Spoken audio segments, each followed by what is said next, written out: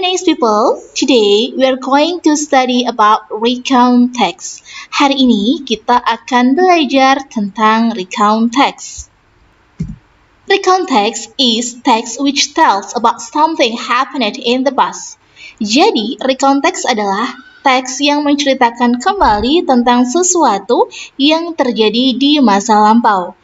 Baik itu kejadian yang menyenangkan ataupun kejadian yang tidak menyenangkan.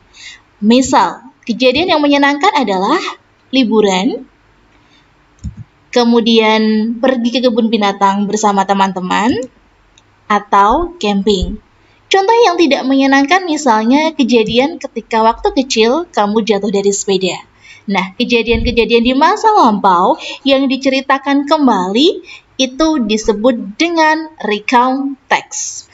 Ada beberapa tipe dari recount text. Yang pertama adalah personal recount. Personal recount adalah teks recount yang menceritakan tentang pengalaman pribadi penulis. Contohnya adalah, misal, kegiatan liburan, vacation in Bali, ataupun trip to the zoo, ataupun juga mungkin pengalaman menonton movie di theater. Yang kedua, ada factual recount. Factual recount adalah recount teks yang menyajikan laporan peristiwa yang benar-benar terjadi. Misalnya adalah kayak kecelakaan kapal api, kemudian kecelakaan lalu lintas. Nah, itu diceritakan kembali melalui recount text. Yang ketiga, ada biographical recount. Jadi, teks recount yang menceritakan kisah hidup seseorang dalam bentuk biografi.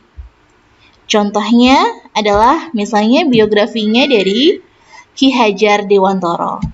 Misalnya biografi dari Ibnu Sina. Jadi biografi-biografi yang biasa kita lihat, yang biasa kita baca, itu adalah salah satu bentuk dari recount text. Dan yang terakhir adalah imaginative recount. Jadi imaginative recount adalah teks recount yang menyajikan cerita imajinatif berdasarkan kejadian yang telah terjadi. Misalnya, kamu mimpi dan kamu menceritakan mimpimu itu. Nah, itu namanya adalah imaginative recount. Berikutnya adalah purpose atau tujuan dari penulisan dari recount text.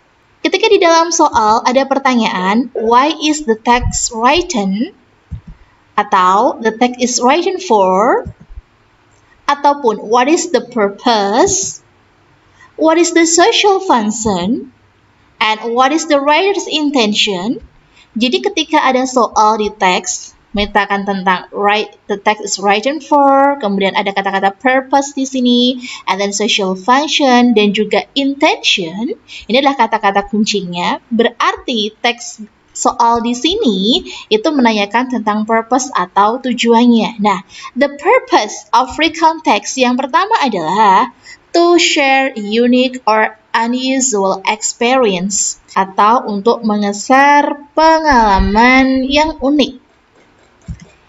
Yang kedua, to retell something unforgettable, untuk menceritakan kembali, retell past event, untuk menceritakan kembali kejadian di masa lampau. Yang ketiga, to give information about an incident, jadi untuk memberikan informasi tentang suatu kejadian tertentu. Dan yang keempat, to make the readers learn something, untuk membuat pembaca belajar sesuatu.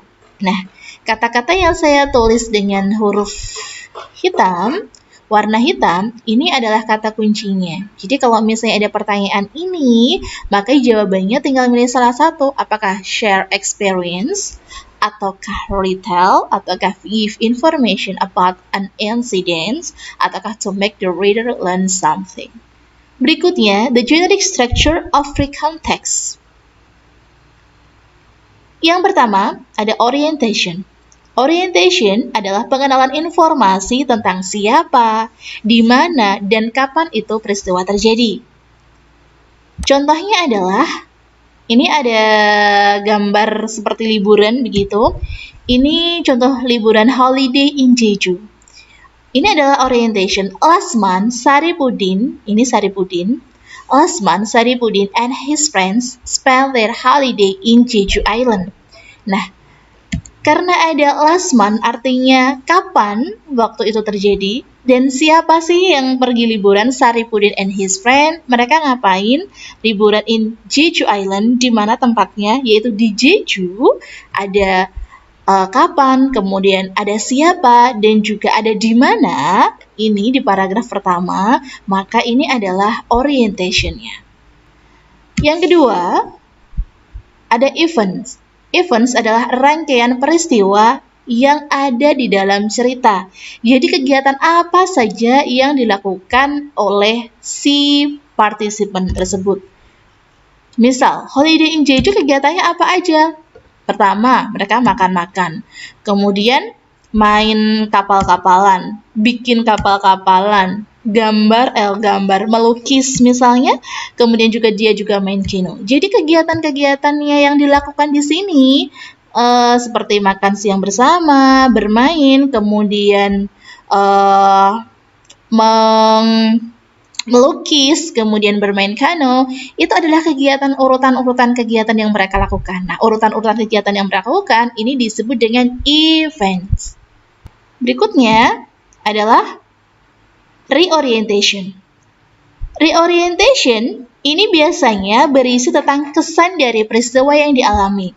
Jadi kalau sudah ada tentang orientation, di mana kamu pergi, kemudian sama siapa, kapan, kemudian kegiatannya apa aja, dan yang terakhir ditutup dengan reorientation atau kesan setelah kamu ngelakuin kegiatan tersebut. Nah, biasanya reorientation yang berisi kesan misalnya kayak perasaan bahagia, they are very happy, itu sudah cukup. Nah, orientation ini juga biasanya bersifat opsional, kadang ada, kadang juga tidak ada.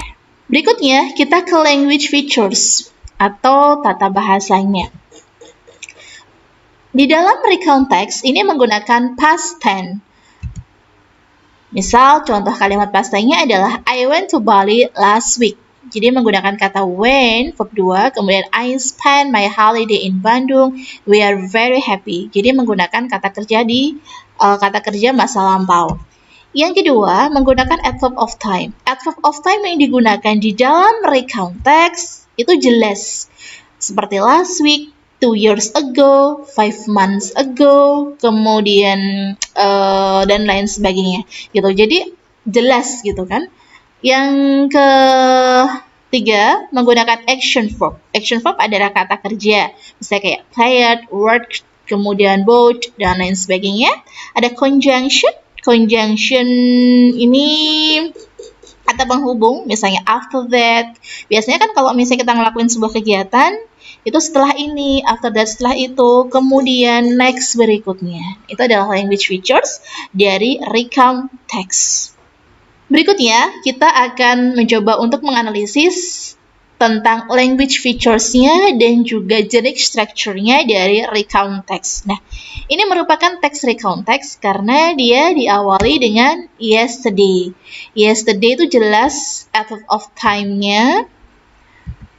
Kemudian my family and I, ini adalah partisipennya, siapa sih orangnya, kemana. The zoo ini adalah adverb of place-nya. Ada got, kemudian when, by, when, so, when lagi, dan masih banyak lagi yang saya kasih warna abu-abu. Nah, yang saya kasih warna abu-abu ini adalah bentuk dari action verb. Ya, action verb atau kata kerja. Dan semua kalimat di sini ini menggunakan bentuk past tense. Ada kata when, after, before, during. Nah, when, after, before, during ini adalah conjunction. Yesterday, my family and I went to the zoo to see the elephant. Di awal paragraf sudah ada kapannya, kemudian siapa, dan juga di mana, maka bisa disimpulkan bahwa paragraf pertama adalah orientation-nya.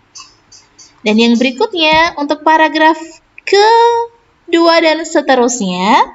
Karena di sini sudah ada eventnya atau kegiatan-kegiatannya yang dilakukan, mulai dari pergi ke kebun binatang, kemudian pergi ke shop, kemudian membeli beberapa makanan, memberikan makanan, dan lain sebagainya. Kegiatan-kegiatannya ini disebut dengan events. Dan yang terakhir, ada kesan dia tired but happy, capek tapi senang. Nah, seperti yang dikatakan tadi, ketika sebuah paragraf berisikan tentang kesan dari perjalanan tersebut, maka dia disebut dengan reorientation. Oke, demikian penjelasan saya tentang recount text. Semoga bermanfaat. See you next time.